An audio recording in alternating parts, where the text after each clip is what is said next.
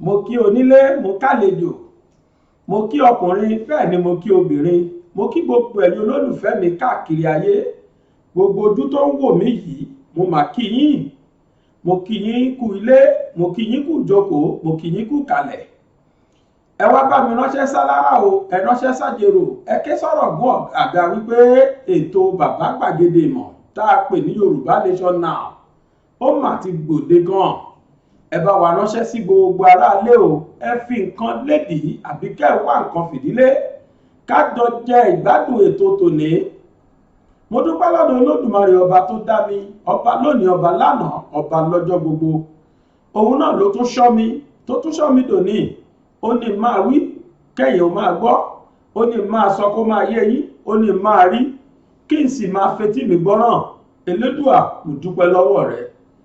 Tó síwájú kí n tó máa lọ, ẹ ti máa rí oríṣiríṣi tí a ti ń dánwò láti inú ṣánẹ́ẹ̀lì wa. A ṣe mẹ́yẹ bọ̀ lápò ní testron lásán. Ó ní gbogbo n tá a sì fẹ́ fi ọ̀sẹ̀ yìí ṣe. Akànṣe testron ni original gan sì ń bọ̀ lẹ́yìn. Ẹ̀yin ẹ sá darapọ̀ mọ́ wa. Ẹ wo bí tọkọ fọ́lò sí fẹ́yìn tẹ́ wà lórí Facebook. Ẹ̀yin ẹ tẹ fọ́lò kẹ́ ẹ tẹ̀lé tó yìí, ẹ tẹ̀lé ṣánẹ́ẹ̀lì yìí Bàbá Gbàgede Ìmọ̀ TV. Bákan náà ni pé ní orí YouTube àti ń jẹ́ Bàbá Gbàgede Ìmọ̀ TV, kò dìgbà tí bá ń tún yẹn sọ mọ́. Gbogbo yín ti mọ̀ pé a ti di television station. Làṣẹ fàsìkò yìí pé gbogbo ẹ̀yin tí ẹ bá ní òwò kan àbí kejì, ẹ̀yin tẹ́ ẹ ní kíní àbí kéde, ẹ̀yin tí ẹ níléèwé, ẹ̀yin tẹ́ ẹ nílé iṣẹ́ ńláńlá àbí ilé iṣẹ́ kéréje kéréje, wọ́n ní ìpolówó ọjà òun náà làgùn òwò. Ẹ wá bá wa dòwò pọ̀ lórí Bàbá Gbàgede Ìmọ̀ TV kẹ́ ẹ lè rí pé dandan báyìí ni ẹ̀tà gbọ́dọ̀ tà síwájú kí ọmọ ẹranko kọ̀ọ̀kan ó tó tà. Ní agbára Olódùmarè, èrè lájọjẹbọ ní ọjà oko. Lónìí oríṣiríṣi ni mo ti kó wá bìbà, látòrí tó ṣẹlẹ̀ lánàá, tó ṣẹlẹ̀ níjẹta gbà tí mo lọ tán, àti tó ń ṣẹlẹ̀ lọ́wọ́lọ́wọ́. Gbogbo ẹ̀ náà lẹ́gbọ̀ọ́. Ẹ sáwá nǹkan fìdílé tàbí kẹ́ fìdílé nǹkan kájọ máa jẹ̀gbá ládùn ètò tòní. Láìpẹ́ láì jìnà á débùté ayọ̀ lágbára Olódùmarè ọba òkè. Ẹ jẹ́ n bẹ̀rẹ̀ látòrí ọ̀gbẹ́ni Malami, Chief Judge of the Federation. Èyí tí Malami sọ ó jẹ́ n tó yà mí lẹ́nu. Ṣé ń gbà mo lọ tán níjẹta ó ní mo gbọ́ ọ̀rọ̀ yìí. Wọ́n ní Malami sọ pé kò sí nǹkan tí ò pọ́síbù o níbi tí àwọn èèyàn bá ti ń dá àwọn èèyàn láàmú pé kí ìbò 2023 má wáyé, tàbí ìbò tó fẹ́ wáyé l'Anambra lọ́dún yìí pé kó má wáyé. Gbogbo ń tàwí láàrin ọ̀sẹ̀ méjì sígbà tá a wà yìí, ìbò fẹ́ wáyé ní Anambra. Àwọn ọmọ IPOB sì sọ pé kò sí ní tó jọ o. Wọ́n láti ìbò tó fẹ́ wáyé l'Anambra àti ìbò 2023 wọ́n ní kò sí ní tó jọ mọ́, torí pé àwọn ò sí nínú Nàìjíríà mọ́. Nígbà tí Malami ó sọ̀rọ̀, ó ní bọ́kànràn yẹn àwọn declare state of emergency ní ìlú Anambra. Ọ̀rọ̀ yìí wá yà mí lẹ́nu, ó pa mí lẹ́rìn-ín. Ìdí ni pé ọ̀rọ̀ tí Malami sọ yìí ọ̀rọ̀ tó lè da ìlú rú pátápátá ni, ọ̀rọ̀ onísùmọ̀mí pátápátá ni, ọ̀rọ̀ tó jẹ́ pé tó bá jẹ́ pé ìlú tó set gan ni, ìgbà tó ti sọ̀rọ̀ yẹn ló yẹ kí wọ́n ti lọ gbé. Mo wá fẹ́ bi Malami ò wípé báwo ni ọ̀bọ ṣe ṣorí tí náà kí ò ṣe o? Kí ni in tó pàtàkì lára ilẹ̀ Fúlàní yín tó yàtọ̀ sí àwọn ilẹ̀ South? Ìdí ni pé gbogbo ohun tó ń ṣẹlẹ̀ ní ilẹ̀ Haúsá ṣóhun ni ká sọ. Tí wọ́n bá sọ pé wọ́n declare state of emergency nílùú kan, ó yẹ kí Zamfara ti wà state of emergency, ó yẹ kí Kaduna ti wà ní state of emergency, ó yẹ kí Sokoto kó ti wà ní state of emergency, tó ti ẹ̀jẹ̀ bẹ̀ gan ní headquarter ISWAP. Bí mo ti ń bá yín sọ̀rọ̀ yìí, àwọn ìlú kan wà ní Kaduna ní Niger State tó jẹ́ pé 50% local government tó wà ń bẹ̀ àwọn Boko Haram ni wọ́n gbà. Kódà kì í ṣe pọ́n gbà nìkan, wọ́n tún ń gba táàkì tó tọ́ síjọba. Ní Niger State ẹ béèrè kẹ́ confirm, authentic ni mò ń gbà yìí. Ẹ declare state of emergency bẹ́ẹ̀, ẹ rẹnikẹ́ni gbé tì mọ́ nínú wọn. Ìgbòho wà níbi tó ti mọ́, Kánú wà níbi tó ti mọ́. Lẹ́ni mo tún rí Síwẹ́tà Láàgù àbí kí náà pé ọkùnrin tí ń ṣe tíátà lè. Mo tún gbọ́ pé wọ́n ti gbé òun náà, àwọn ẹnìkan ni wọ́n ti fílẹ̀ kí n tó máa bọ̀ ní stúdíò. Odindi celebrity, odindi artist tó ń ṣeré tí gbogbo ayé mọ̀, wọ́n fi ojú ẹ̀ gbolẹ̀ nítorí pé wọ́n ló wọṣọ Biafra. Ẹjọ́ aṣọ táwọn bandit wọ̀ látijọ́ ìta ló gbé wọn. gbogbo aburú táwọn bandit ṣe jẹ́ wọ́n declare state of emergency àmọ́ mo jẹ́rìí gómìnà kan ìyẹn náà ti jáde ó ti wá dá lóhùn ẹjẹ́ agbọ́n tí Màlàmí wí ó sọ̀rọ̀ lórí ọ̀rọ̀ state of emergency ó tún wá sọ̀rọ̀ lórí ọ̀rọ̀ wípé bí àwọn gómìnà ilẹ̀ south ilẹ̀ gúúsù bí wọn ò ṣe ní àṣẹ láti fòfin de àwọn agbénipa darandaran ọ̀daràn tí à ń pè ní darandaran ẹ jẹ́ á wo fídíò náà mò ń bọ̀.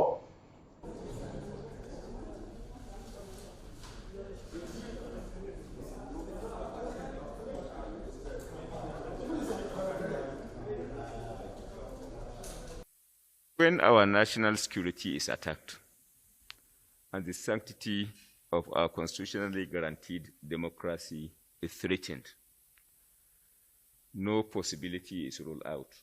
As a government, we have a responsibility to ensure the sustenance of our democratic order. As a government, we have a responsibility to provide security to lives and properties. So within the context of these constitutional obligations of the government and the desire to establish democratic norms and order, there is no possibility that is outruled. The government will certainly do the needful in terms of ensuring that our elections are held in Anambra, in terms of ensuring necessary security is provided, and in terms of ensuring protection is accorded to lives and properties.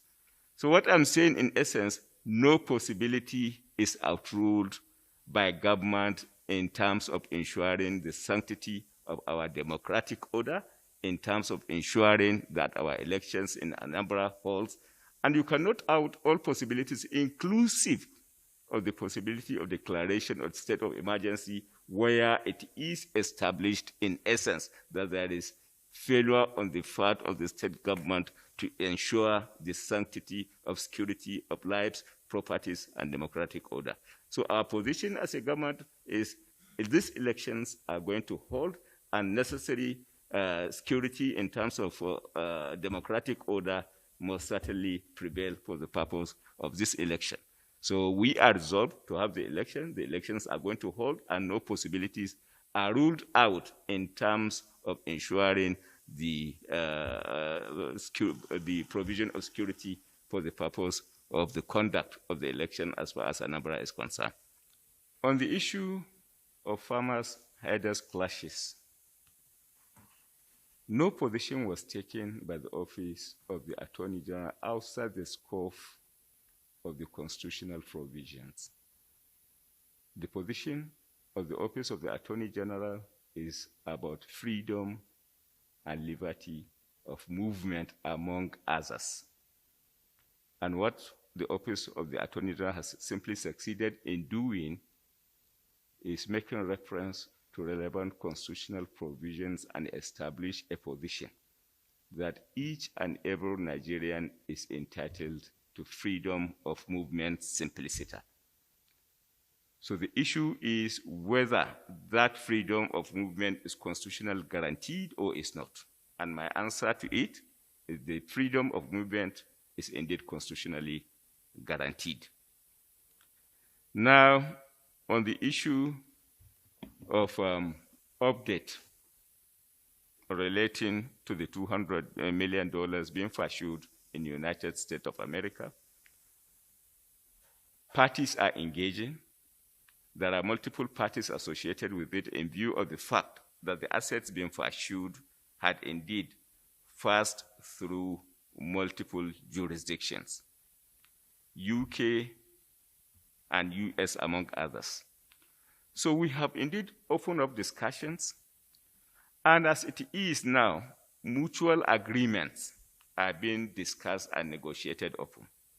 But one thing I can tell you clearly is that we are making progress, and at the end of the day, we shall, by God's grace, have this money returned back home in line with the established tradition of successes we have recorded as a government in making such recoveries. If you could very well...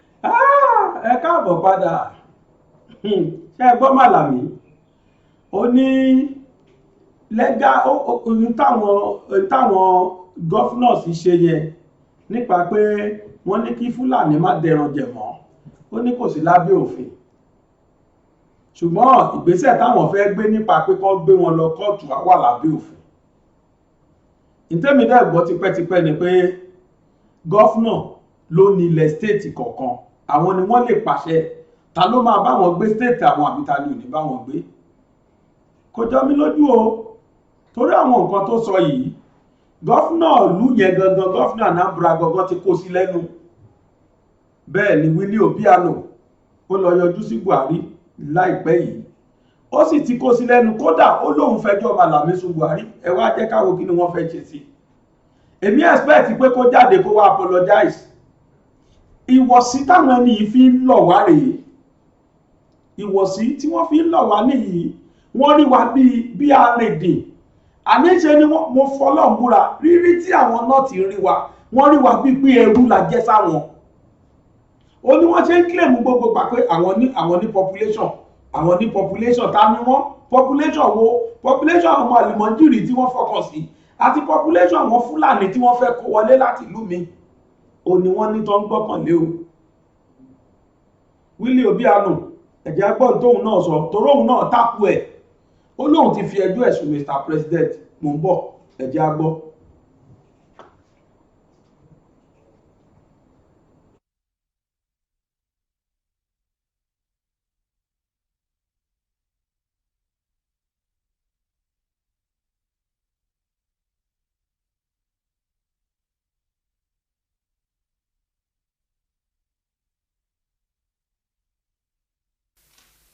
Good morning, men of the Fourth Realm. I came here this morning to brief the President on a few things. First, I thanked Mr. President for completing one segment of Umunya to Oka Road. And I pleaded with him to also commence work on the other segment so that the road will be fully done.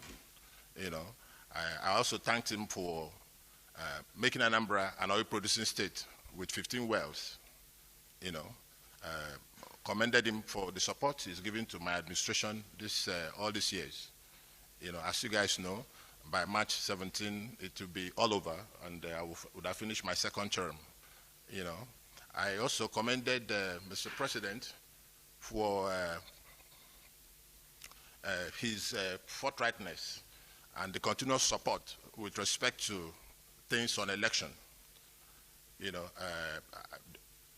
we briefed after briefing the President on the state of political activities in a comment by the Attorney General, Malami.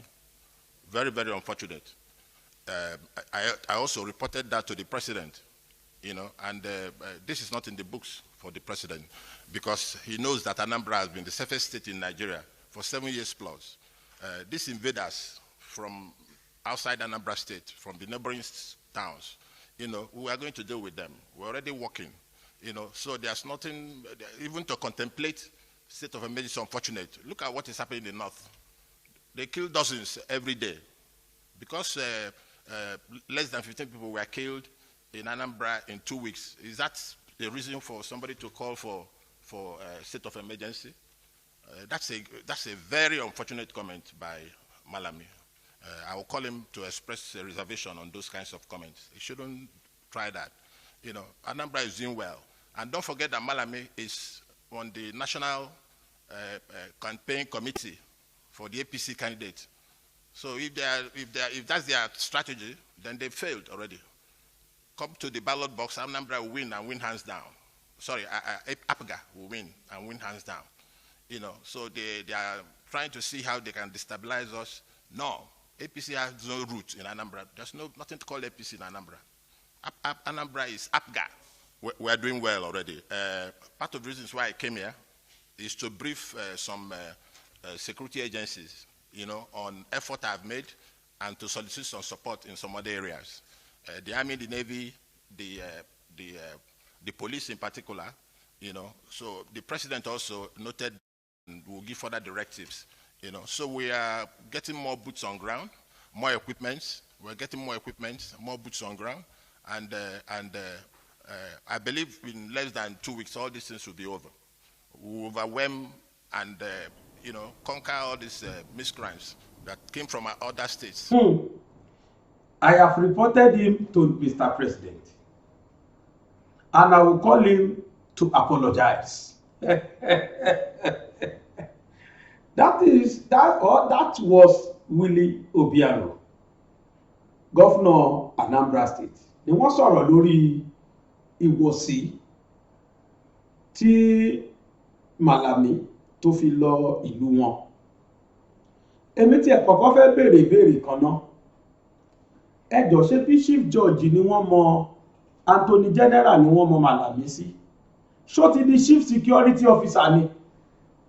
Why is it that anything Malami here, Malami there, Malami here, Malami nígbà tọ́rọ̀ Ìgbòho ṣẹlẹ̀, òun náà là gbóhùn ẹ̀ kankan, kí ló dé? Ẹjọ́ wọn dẹ̀ kọ́ o. Láìpẹ́ yìí mo gbọ́ pé wọ́n láwọn àmì wọ́n launch operation kìíní kan. Ìmọ̀ bọ́n ṣe pè torí mi ò ní interest.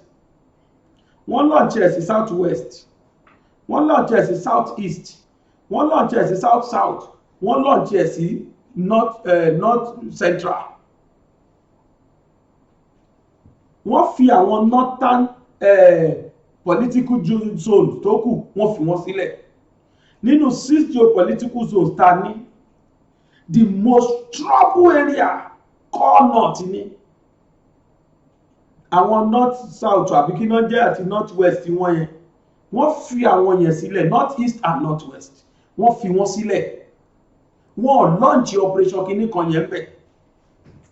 Wọ́n wá launch operation yẹn ní south wa ń bí gbogbo geopolitical zones mẹ́rẹ̀ẹ̀rin tó wà ní south mẹ́tẹ̀ẹ̀ta rádà, the south south, south east, south west.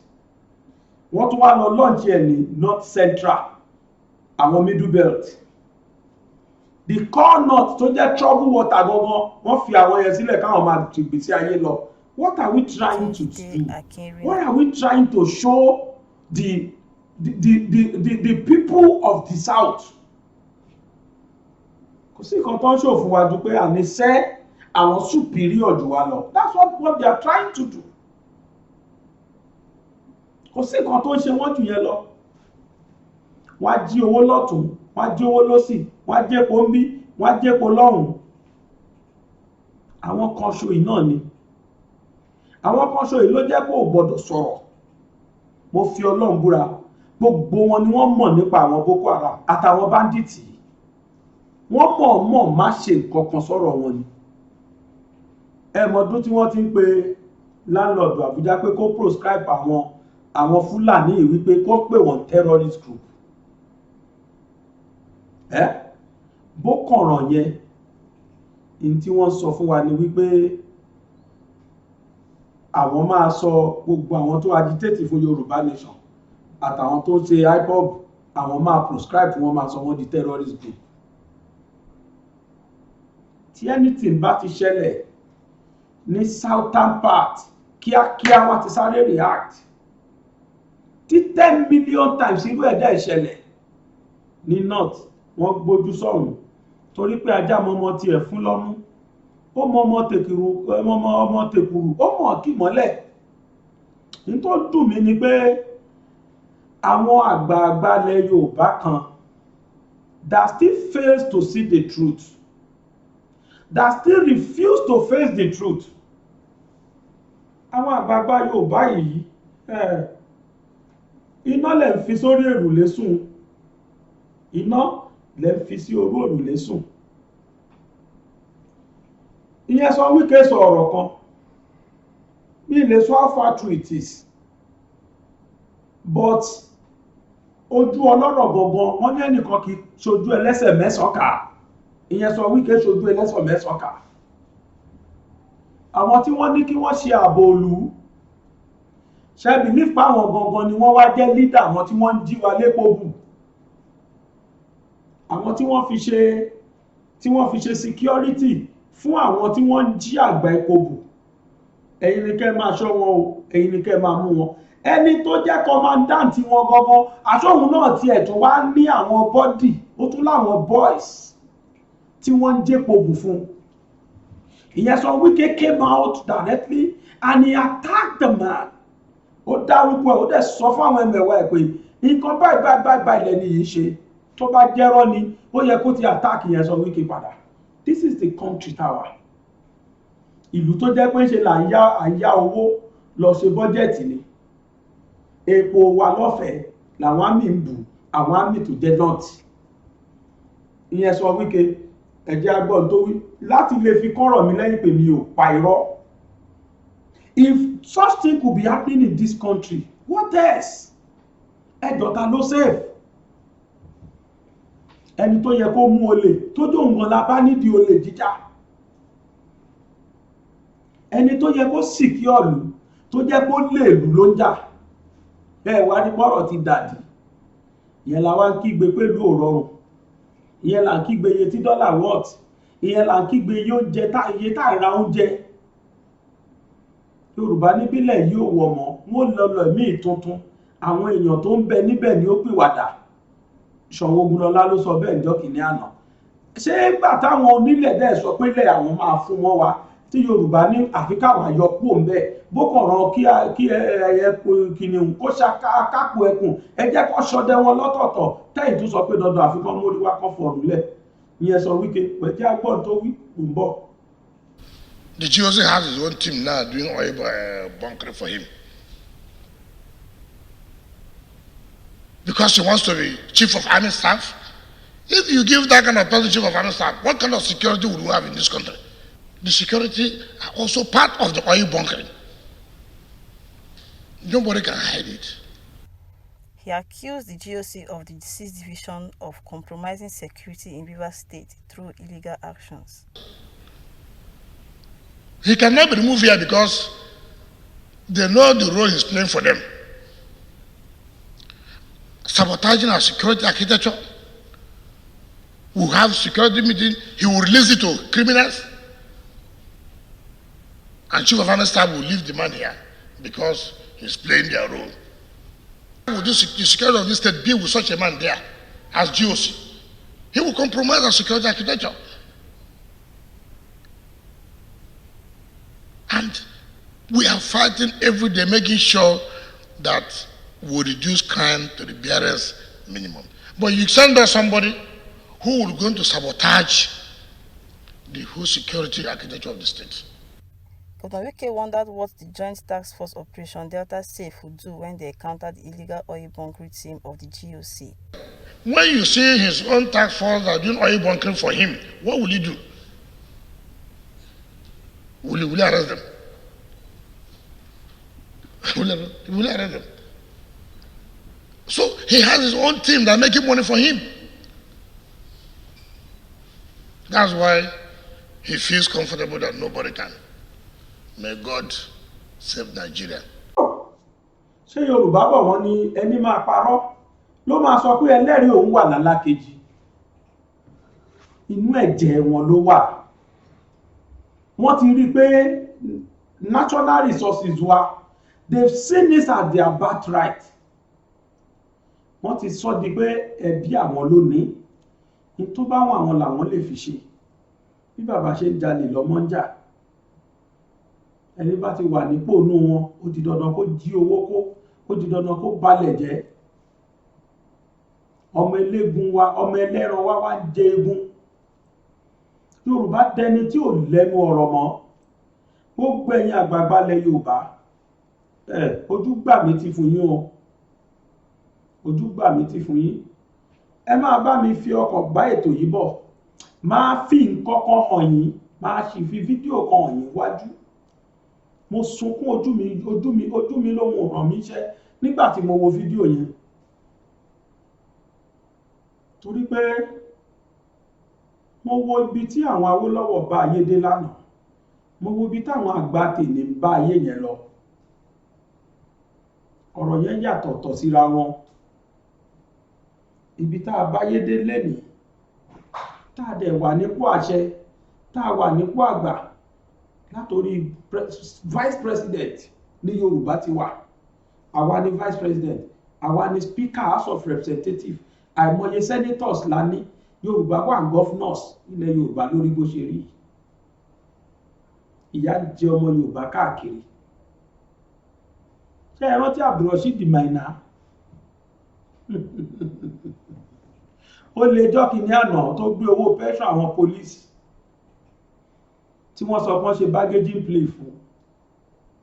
Tán ní kó lọ sọ 755,000 àbí 750,000 lórí 750 million tó jí gbé. Bí bílíọ̀n dẹ̀ ni kò kúrò lórí dọ́ọ̀kì báyìí tí wọ́n ti fún tán ti sanwó yẹn, wọ́n ló ṣe bargaining play. Tí kéèsì yẹn padà rú jáde nígbà tí wọ́n set panel ó lóhùn dákú. Ṣé ẹ rántí? Lọ́wọ́lọ́wọ́ bí mo ti ń bá yín sọ̀rọ̀ torí pé inú ẹ̀jẹ̀ ló wà. EFCC tó ti arraign ọmọ ẹ̀ láti 2019 náà ti bẹ̀rẹ̀ láti October 2019. Pẹ̀lú ògo Ọlọ́run ọba wọ́n ti sentence ọmọ ẹ̀ sí 14 years imprisonment. Oríṣiríṣi àkáǹtì ló ní tówó Nàìjíríà wọlé sí àkáǹtì ẹ̀ tóun náà jí owó kó ọmọ Haúsá. Tọmọtọmọ bí àkàrà ni wọ́n fi ń kó. Orúkọ ẹ̀ jẹ́ Faisal Maina, ọmọ Abdulrasheed Maina ni ọmọ bíbí inú ẹ̀. Bàbá jí owó kó, wọ́n ìbọnú kéèsì bàbá, ọmọ náà tún ti ń kó tiẹ̀. Ẹbí kan tá a sì rí nìyẹn o, gbàgbéje wọn bẹ́ẹ̀ nílẹ̀ Haúsá. Àwọn àtàwọn ọmọ ti wá, àfi ká máa wá fìdí kókò fún wọn, àfi ká máa fẹ́ kó bá wọn, àfi ká máa mú wọn, àfi ká wọ́n bú wa, wọ́n bú àgbàlagbà, wọ́n ṣe kinní kan làwọn bá kiri. Àwọn ọmọ ẹni kì í ṣèdí bẹ̀bẹ̀rẹ̀ ká filẹ̀kẹ̀ sídìí ọmọ ẹlòmíì. Ẹ lọ wo gbàgbéje ọmọ Nàìjíríà, ọmọ Yorùbá, wọ́n wà káàkiri ayé tí wọ́n fẹ́ wálé tí ó sọ́nà fún wọn láti wálé. Tẹ́rù bá wọn mélòó ló ti wọlé táwọn Fúlàní agbénipa ti gbé pa. Tẹ́yìn àgbààgbà Yorùbá ò dẹ̀ rí nǹkan ṣe sí. Tó dáwọn tán tún sọ yẹn gan, ìṣẹ̀lẹ̀ yìí náà pẹ̀lú ẹni tó ń win chọ́ọ̀tì wọn. Kò ní jẹ́ èmi lẹ́nu tán bá tu lọ túbọ̀ at the end of the day. Táṣìírí wá padà tú. Tá a rí pé láti ẹ̀ tí pé bẹ́ẹ̀ kí láṣìírí wo la tó wá. Ẹ̀bẹ̀ mi náà mo gbé fídíò kan wá ní. Àwọn náà boys tí wọ́n lead wọn, tán lead wọn lọ sílé Ìgbòho. Ṣebí Yorùbá gbogbo wọn? Bí Yorùbá gbogbo wọn?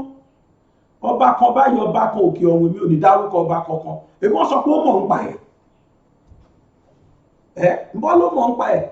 Odidi ọba aládé, first class ọba lẹ̀ Yorùbá, ọba tó láṣẹ lẹ́nu, tó fojoojúmọ́ kóbìnrin jọ. Èmi ní sọ̀rọ̀ jù. Ẹ wá yé ọmọ Maina o. Ẹ wá yé ọmọ ẹ̀ Faisal Maina. Ẹ jẹ́ wo kódò ti sá lọ kóòtù. Kò yọjú rárá sí kóòtù. Ẹ bá wá wò ó ọdún 14 yẹn àfitọ́gbà síjọba mọ́, wọ́n á ṣe pápápá, wọ́n á ṣe rúdurùdu ibẹ̀. Ibo lẹ́mọ̀ tẹ́jọba bẹ́ẹ̀ yọrí sí. Ta ló mọ bí tẹ́jọba bẹ́ẹ̀ yọrí sí dọ̀la? Wọ́n lòpọ̀ Fúlàní fún ni, wọ́n lòpọ̀ Haúsá fún ni, ibẹ̀ ló parí sí. Àwọn nọ́tánàsì ń so mọ́ra wọn kiri ni. Ẹjọ́ ẹ̀yìn kí ló ń pe ọmọkùnrin àmì ọlọ́pàá yìí? Ṣé bí ẹni mọ́ ṣe korí ẹ̀gbọ́ bódì sí?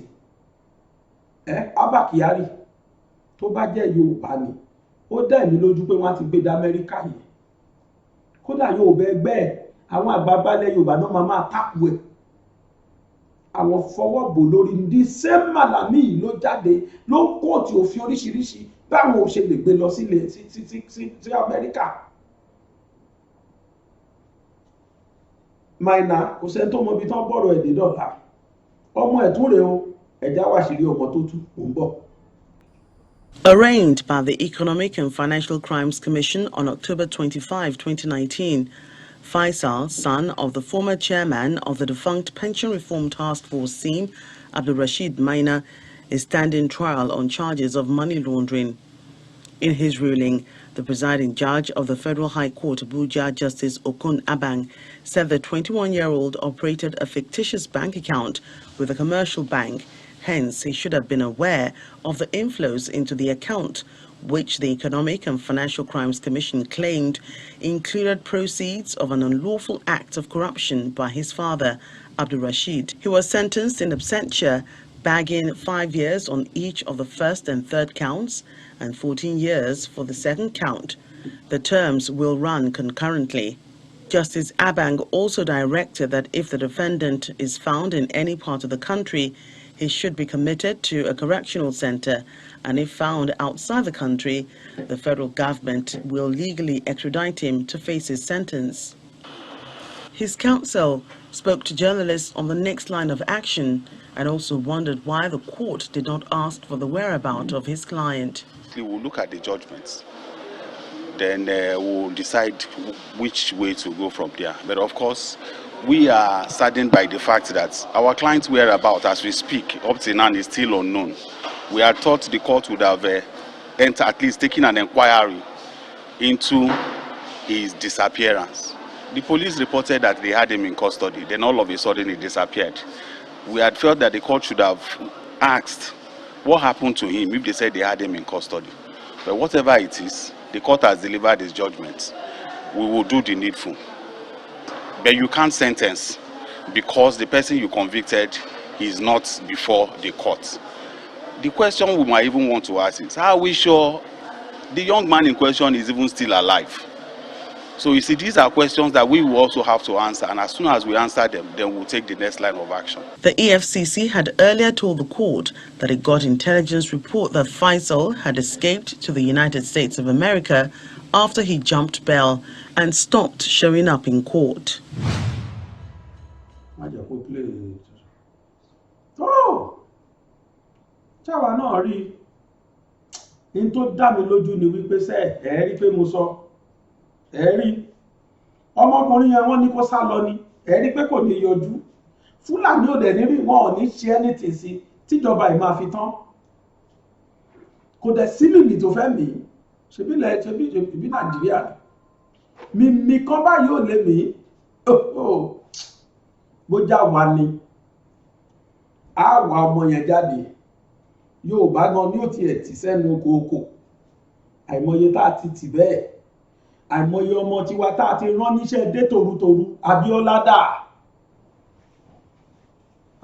dà àmọ́ tó ta fawó lọ́wọ́ pàgbà tó wà láyé Ìgbò òkú tán àbẹ̀rẹ̀ sí ní immortalize àsọ di hero àìmọye ọmọ Yorùbá bẹ́ẹ̀ Bọ́lá Ìgè mo fọlọ́ búra ikú ò tọwọ́ Fúlàní wá kò tọwọ́ Haúsá wá Yorùbá ló mọ̀ ń pa kú ẹ̀ lóòótọ́ tó máa pa àti kọ́ o látọ̀run àmọ́ta lọ́lọ́ lòun lábàbí bàbá wa lọ́wọ́ àbọ̀ Yorùbá náà lábàndì ẹ̀ ẹ̀yin fọmọ ti yín tàǹfàlà àwọn ń fi ọwọ́ bu ọmọ tí wọ́n mọ́lẹ̀ yóò bẹ́ẹ̀ dẹ̀jẹ̀ arórí ẹ̀yin àgbààgbà yẹ ẹ̀dẹ̀ rórí kẹ́ ẹ tó lọ ẹ bẹ̀rẹ̀ sí ní sòótọ́ ẹ̀yin náà ẹ̀rí ń táwọn Fúlàní yìí rí ẹ̀rí ń táwọn Haúsá yìí rí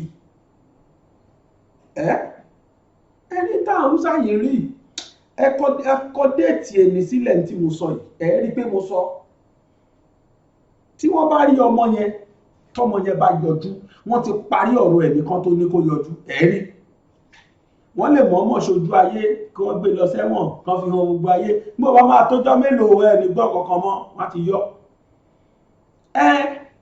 awáláfà Yorùbá ló nígbà ló ń pe bẹ́ẹ̀ lè kára kán tó bá fi kólẹ̀ ebi ń tà ń pera wa ní ń tà wá pa àwọn ọmọ tiwa ní ń tà pe àwọn ọmọ tiwa òun làwọn Fúlàní náà ń bá wa pè wọ́n yìí Yorùbá ní àìrìnpọ̀ ejò ló jọmọ ejò níyà tó bá jẹ́ pé kípara mọ́lẹ̀ síwájú kí ṣègbè tẹ̀lé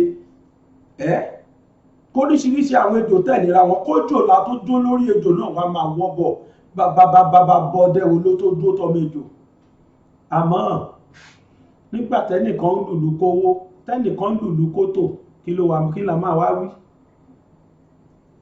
kí la máa wá wí ìbígbò wo ló wà bí tó wà kí lẹ́mọ̀ tó ń ṣẹlẹ̀ sí káwọn wá ń díẹ̀ Fúlàní fẹ́ kó wá bí káwọn gbé pa àwọn àgbààgbà Yorùbá ní kí wọ́n bá wọn sí sọ́run against 2023 election mo là mọ́lẹ̀ lẹ́nìí òdodo mo ń sọ yìí authentic true ni mo ń bá yẹn àwọn àgbààgbà Yorùbá ti ṣiṣẹ́ lé lórí pé kí wọ́n bá wọn dè mọ́rùn kó má wálé títí táwọn máa fi ṣe election tán ẹ̀yin náà máa wọn àgbààgbà tán dúpọ̀ nítorí election at the end of the day kí lẹ fẹ́ gbà bọ̀ àwọn tí wọ́n ṣe lánàá kí náà bá bọ̀ bẹ̀ ẹ tún ayé ṣe fún àwọn ọmọ yín tó ń bọ̀ ẹ̀rí tó yẹ kárì ìtàn tí mo gbé wá ní ìjẹta mo kì í ṣe 1 million cost ni mo gbà lé lórí àwọn èèyàn bí mi bó ló ti rí tàn yìí bó ló ti ṣe kíní kan òdodo ní Yorùbá ló kọ́ lajú kẹ́nìbọ̀dì tó sọ pé òun lajú àwa la kọ́ bẹ̀rẹ̀ developmental project kó tó extend délùú mi ẹ wá ní wa báyìí ọ̀bọ̀gìláwọ́ president wa ṣe bọ́jẹ́ẹ̀tì wọ́n present bọ́jẹ́ẹ̀tì lánàá fún joint section of the National Assembly wọ́n sọ tó yà mí lẹ́nu ń bẹ̀ wọ́n ní wọ́n tí mo rí mú bẹ̀ tó ga jù tó sì ń bà mí lẹ́rù ni pé wọ́n náà máa yáwó finance bọ́jẹ́ẹ̀tì wọ́n tó wá sọ̀rọ̀ kan láti fi báàkì owó yíyá lẹ́yìn wípé owó náà la yá tá a fi kúrò ní recession ní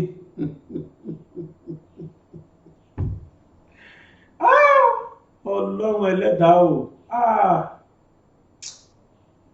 ẹ jẹ́ gbọ́ Mr. President nígbà tán present budget lánàá torí mi fẹ́ sọ tí ojú mi ò tó ń bọ̀. Budget estimates before federal lawmakers. Mr. President, I welcome you and your entourage. Taking cognizance of the COVID-19 pandemic, President Buhari unveiled an abridged version of the 2022 budget, excluding the breakdown of allocation to different sectors, which he typically does during this engagement. He's presenting the 2022 budget at a time of economic challenges, a weakening naira, skyrocketing cost of food items, heightened insecurity, and a nation still contending with the effects of COVID-19, which has greatly impacted on revenue. Actual revenue were 34% below target as of July 2021, mainly due to the underperformance of oil and gas revenue sources. The federal government's share of oil revenue totaled 570.23 billion naira as of July 2021, which was 51% below target, while non-oil tax revenues totaled 964.13 billion naira. The government had to suspend further upward price adjustments while engaging labor on the subject. This petrol subsidy significantly eroded revenues that should have been available to fund the budget. Tagged a budget of economic growth and sustainability, the 2022 budget is expected to diversify the economy, reduce poverty, provide investment in critical infrastructure, and strengthen security. The allocation of MDAs were guided by the strategic objectives of the National Development Plan of 2021 to 2025. Defense and internal security will continue to be our top priority. We remain firmly committed to the security of life, property, and investment nationwide. The 2022 budget has a deficit of 6.26 trillion naira, which President Buhari says will be financed with new borrowings totaling 5.01 trillion naira. Some have expressed concern over our resort to borrowing to finance our fiscal gaps. They are right to be concerned. However, we believe that the debt level of the federal government is still within sustainable limits.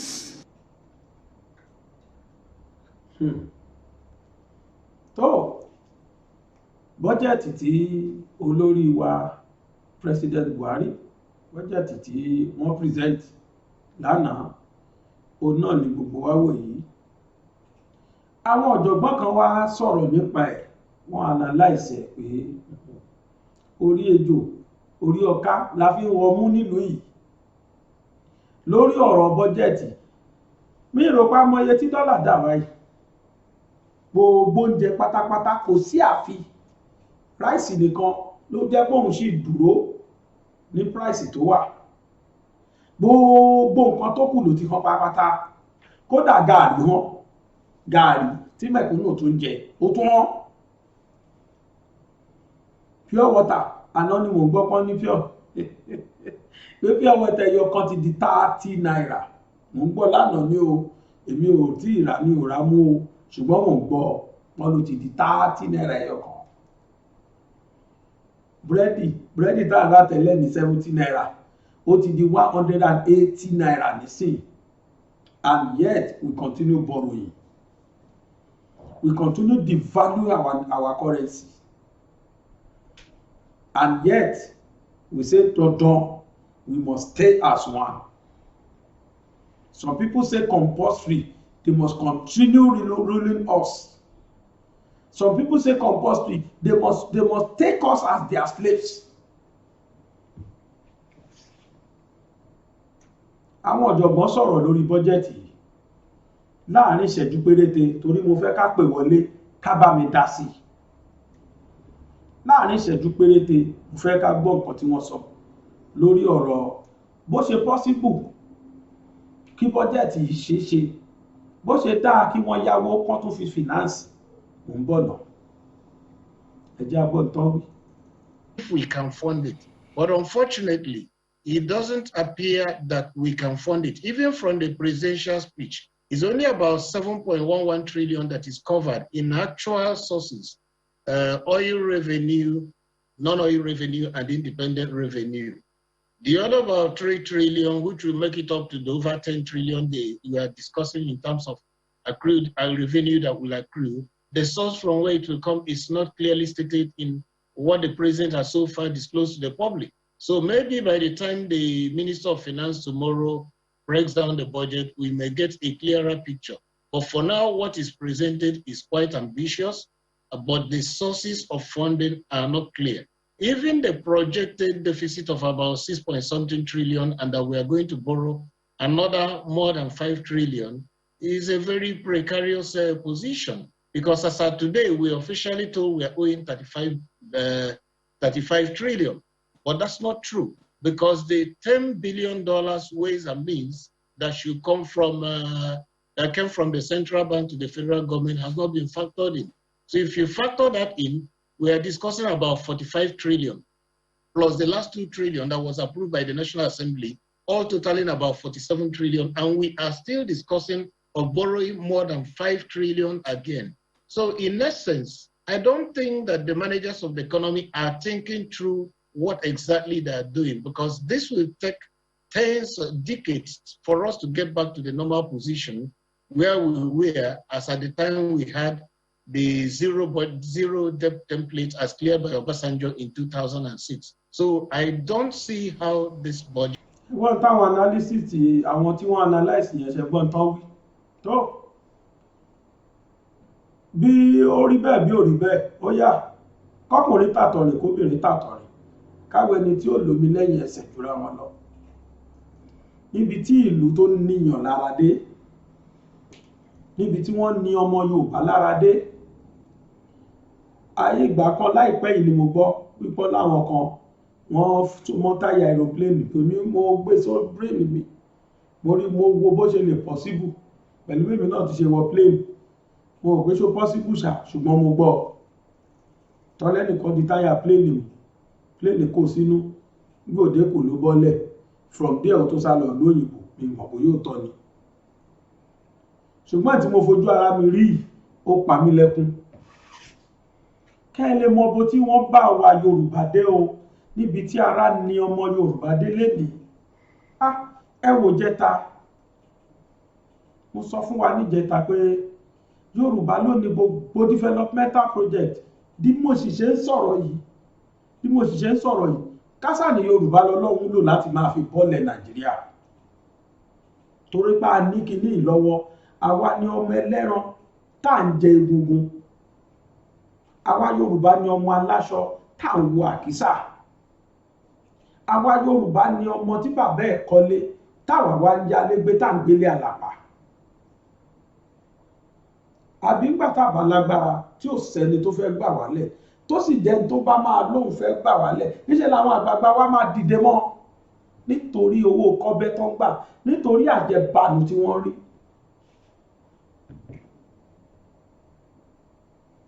àwọn ọmọ kéékèèké àwọn bọ́ìsì yìí àwọn tó yẹ kán contribute sí labour force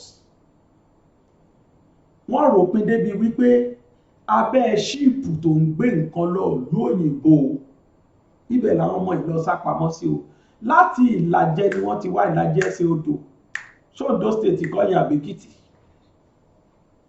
làwọn bọ́ìsì ti sá wá o sẹ́kọ̀ọ́ wọ́n dẹ̀ fẹ́ sá lọ wọ́n wá kó sí abẹ́ ṣíìpù àwọn tí wọ́n ṣe eré eléyìí mọ̀ kò pọ́sibù kò já síkú ṣùgbọ́n wọ́n rò pin ní wọ́n ti rò pin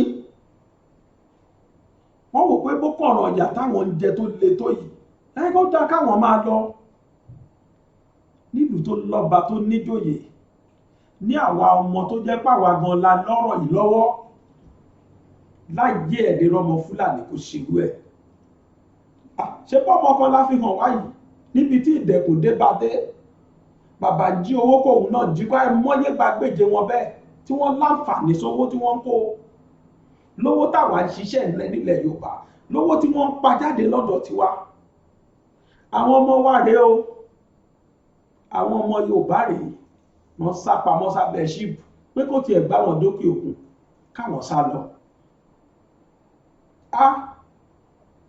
ojú gbà mí tì fúnlẹ̀ Yorùbá o ojú gbà mí tì fẹ́yìn olórí Yorùbá ẹ jẹ́ kélé yìí jẹ́ wọ́n nì fún wa kélé yìí káwa náà wo àwọn fídíò yìí ká fi ronú káwa náà tẹ́tí gbọ́n táwọn ọmọ yìí sọ ká yẹ̀ kúrò lẹ́yìn Fúlàní ìtàn bá fún wa jẹ ká pọ̀ mò ń bọ̀ n tí mò ń sọ ò lè yé yín ẹ wo fídíò yìí kó yé yín sìn mò ń padà bọ̀.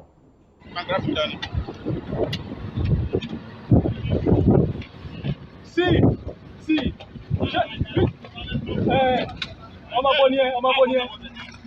ọmọ bo ni ẹ Ìlàjẹ ni ẹ o ní problem bá ti complete pẹ̀lú wa. láti ọ̀dà máa wọkọ̀ wọ.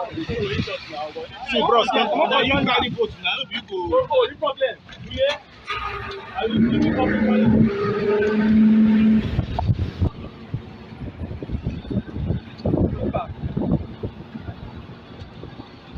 Watch this man. Make this man go back now. Let's go back small. Go back small.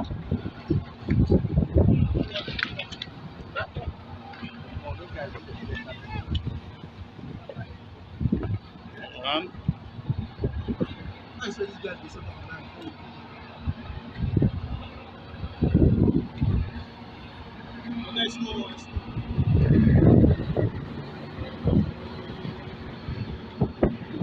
but this guy is a fun you.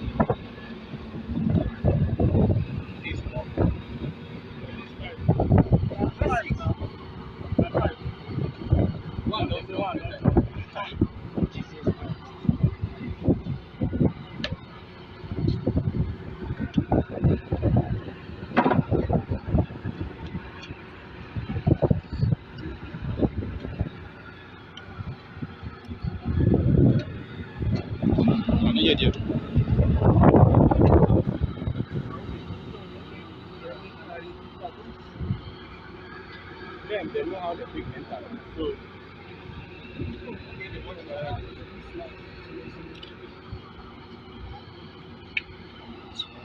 ẹ̀rí ìrọ̀rùn ẹ̀rí kó bani nínú jẹ́ ibi tí ọmọ Yorùbá bára ẹ̀ lénìí rèé Yorùbá ní ó dẹ̀yìn ó dì kí bàbá tó sọ pé ó dọmọ ọ̀hún lọ́rùn òbí rere wọn ní bànújẹ́ ni ó jẹ́ fún kí màjèsí kó tójú òbí ẹ̀ rọrùn màjèsí ilẹ̀ Yorùbá tójú àwọn àgbààgbà Yorùbá rọrùn wọn ò sì ríro ọmọ Yorùbá kúkú àìmọ̀dí àwọn àgbààgbà Yorùbá ò ríro káwọn sá ti máa rówó kówó sá ti máa wọlé wọ́n ti wá gbàgbé páwọn kan kó owó yẹn títí lánàá lónìí wọ́n ti wà nínú ẹsẹ̀ mẹ́fà ṣe bá a bá láyé ni ayé náà lápadà fi sí ọmọ Yorùbá wo lójú yín wà o ẹ má jò jẹ́ mi nìkan di ọ̀rọ̀ yìí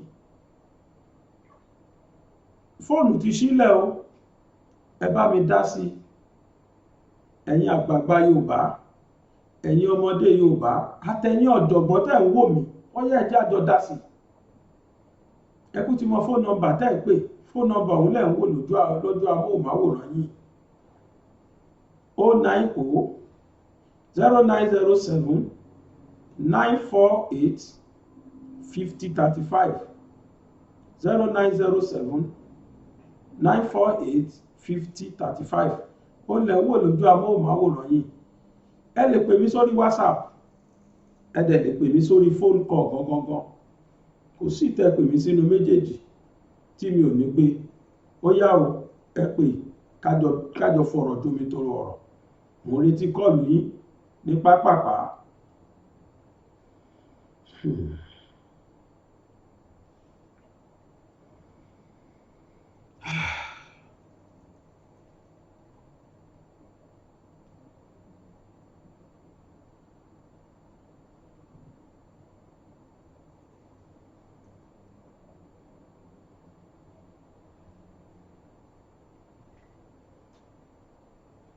Ó yá o 0907 948 5035 mo ń retí kọ́ọ̀lù yín o.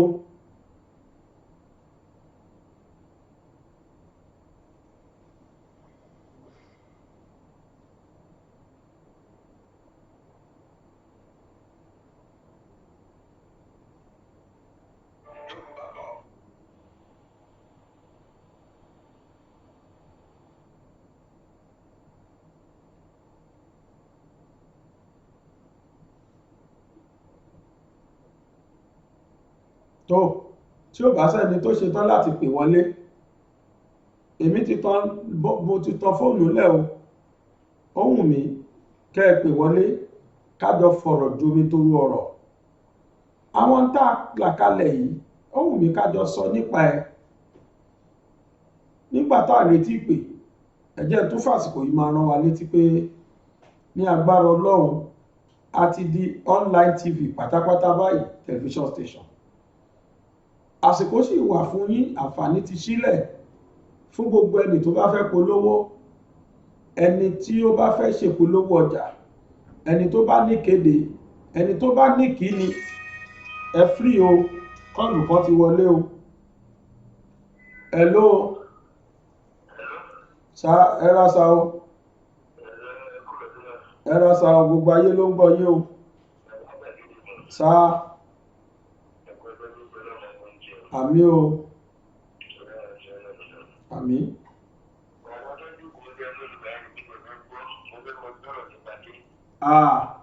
lágbára Ọlọ́run mo fi gbogbo ẹnu sọ fún yín pé ara Sunday Igboho ti yá ẹ ṣeun tẹ́ ẹ rán mi létí mo ti gbàgbé kí n sọ mọ́rọ̀ kò sí wàhálà mọ́ lágbára Ọlọ́run ẹ̀bùn àkókò lára ọ̀tá le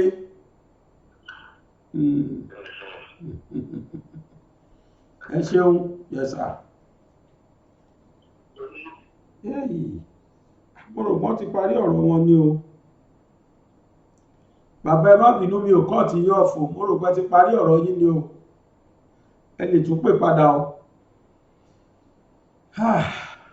ó ga o mo tún fàsìkò yìí sọ fún wa pé gbogbo àwa tí a bá nípolówó ọjà ìkéde tàbí kìíní àbáyẹyẹ lẹ́yìn fẹ́ ṣe tẹ́ fẹ́ ká wá bá yín kọ́va ẹ̀ àṣetán láti wá bẹ̀ ẹ ṣá pé nọ́mbà mákẹ́tà wa ó lẹ̀ ń wò lójú wòran yíyẹn hello hello hello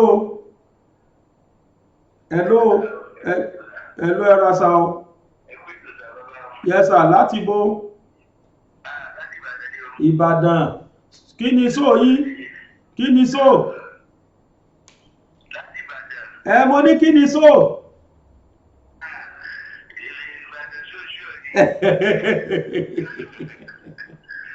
ó yá o ẹ bá wa dá sí o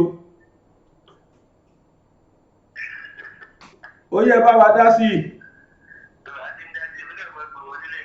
ok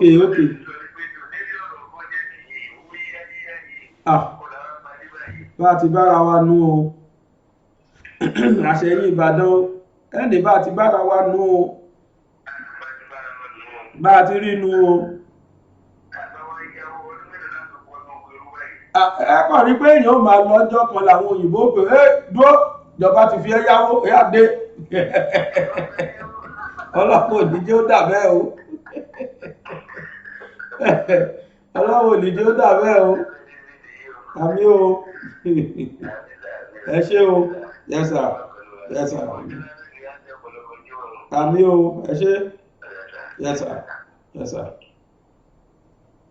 tó bí mo ti sọ lọ lẹ́ẹ̀kan ẹ bá láyẹyẹ kan ṣe àbí olówó àbí kíni àbí ọjà yín lẹ fẹ́ kó tà wàràwàrà ẹ pè wá ẹ pè marketing manager wa marketing department ẹ ṣàpè wọn ẹ bá wọn sọ̀rọ̀ ẹ̀yin tẹ̀sí jẹ́ agbóhùnsáfẹ́fẹ́ tẹ́yìn náà fẹ́ ra àsìkò ń bí tẹ́ fẹ́ ra airtime láti máa jẹ́ kí gbogbo ayé gbọ́ yín ẹ̀yin ẹ ṣàpè wá láti New York ilé Amẹ́ríkà ni wọ́n ti ń pè yín hello ó parí o ó ti rebété o ẹjọ́ ẹnjìníà bá wa wò lọ́dọ̀ yín bẹ́ẹ̀ o kí ó sì pé nǹkan kan ṣẹlẹ̀ tó ní pápápá 0907 945 948 5035 láti New York ní Amẹ́ríkà hello ẹjọ́ mo ń gbóhùn ara mi ẹ bá mi reduce volume yẹn gbogbo ayé ló ti ń gbọ́ yín báyìí ó yá o.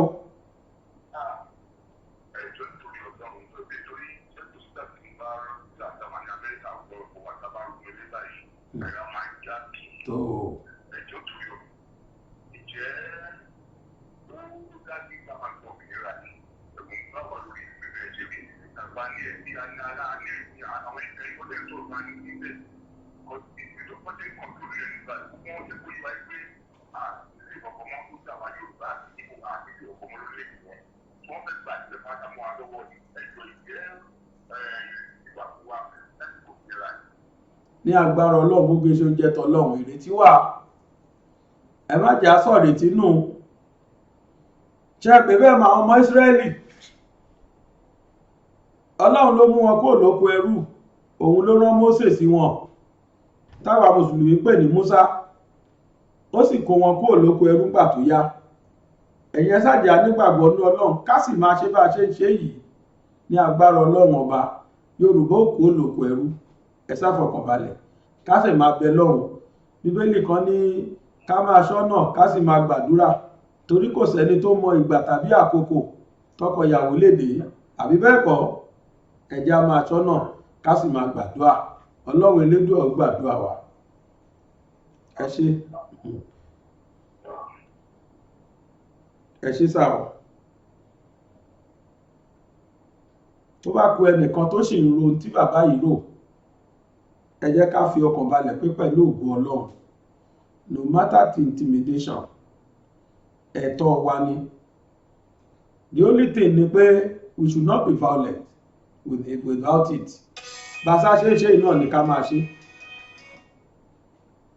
Hello ẹ rọra máa o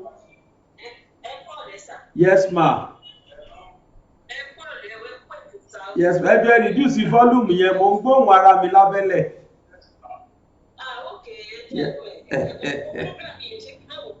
ẹ ṣé o àmín ìlú wo lẹ ti ń pè yìí ìlú wo ni láti London tó ẹ ṣé o.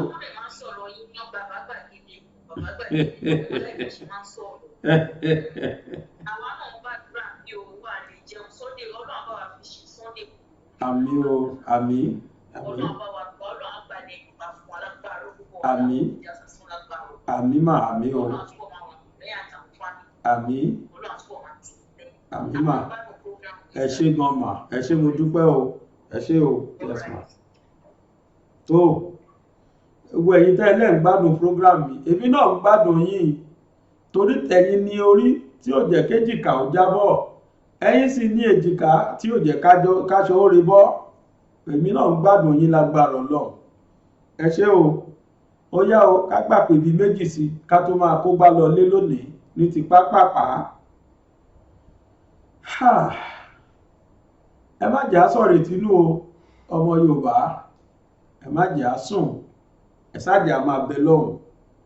Kò sí ní tó ga tó ju Ọlọ́run Elédùmarè lọ, kò sí ìṣòro tó ga títí tó ju agbára Ọlọ́run lọ.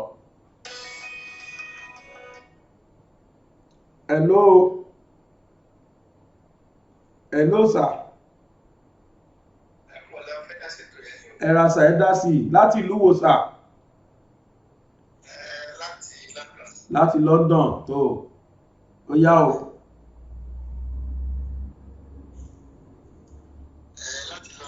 Ok sà, ẹ̀rà sà. Àmì o, àmì àtẹ̀yìn náà sà. Àmì o, èmi náà ń gbádùn yín. Ok.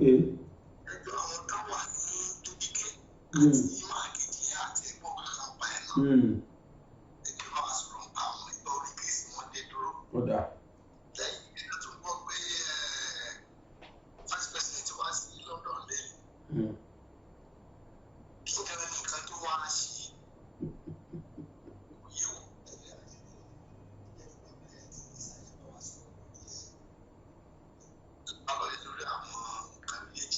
Kódà àmì sà, ẹ ṣé sà. Ẹni tó pè wọlé tí mo kọ́ọ̀tì yẹn ẹ má bínú, mo mọ̀ pé Nàìjíríà lẹ́yìn ti pè, mi ò tí ì rìsífù kọ́ọ̀lù ará London yẹn tán ni. Tó wọ́n ní ká sọ̀rọ̀ lórí Lady K, mi ì fẹ́ sọ̀rọ̀ lọ bẹ̀ torí pé èmi retí èsì anytime from now, mo retí èsì dùnnú, mi ní sọ jù bẹ́ẹ̀ lọ. Ìgbésẹ̀ ń lọ lórí ọ̀rọ̀ Lady K, mo fọlọ́run búra pé gbogbo presenters á sùn lórí ọ̀rọ̀ ẹ̀. Pẹ̀lúmi Ọlájẹ́ngbésì tó jẹ́ lọ́ọ̀yà ẹ̀, òun náà sùn lórí ọ̀rọ̀ ẹ̀. Láìpẹ́ láì jìnnà èmi retí kágbésì ayọ̀, mi ní sọ jù bẹ́ẹ̀ lọ. Ń tá gbà mí láyè láti sọ lórí ọ̀rọ̀ Lady K ni. Hello. Yes sir, ẹ̀rà sà, Ọlọ́run á bá mi kẹ́yìn sà o. Àmì o. Àmì sà, àmì o. Àmì. Àwa nìyẹn o. Yes sir. Àmì o. Yes sir.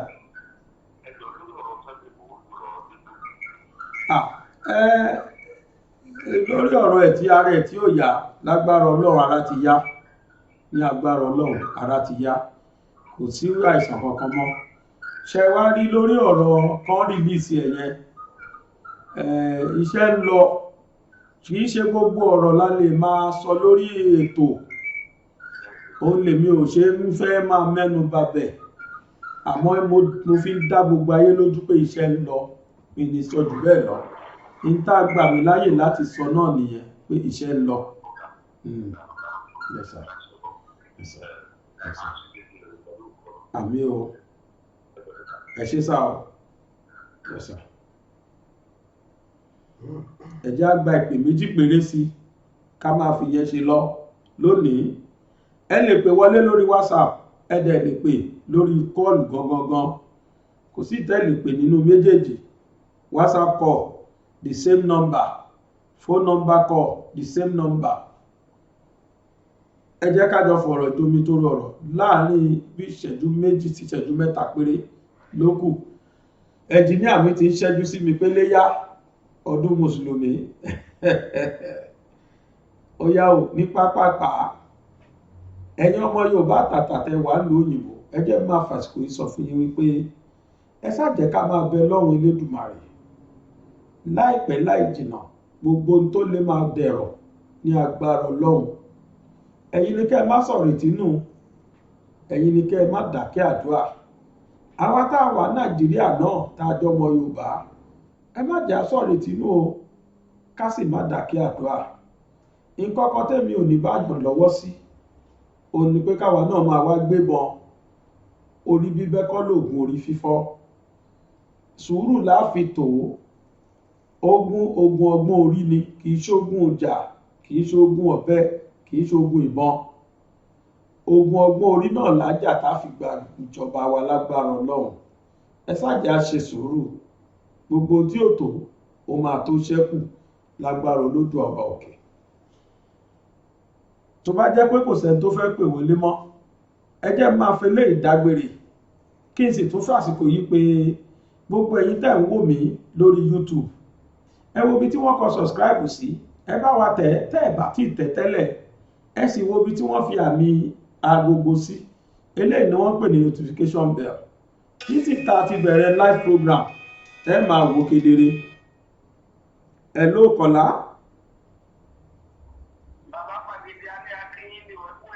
Bàbá mi èmi gan kí yín dáadáa sà kò ní burú fún yín o. Àmì o ẹ ṣé sà o.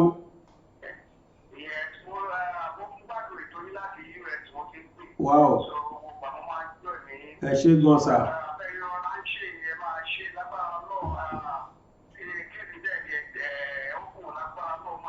Lágbára Ọlọ́run. Lágbára Ọlọ́run sà.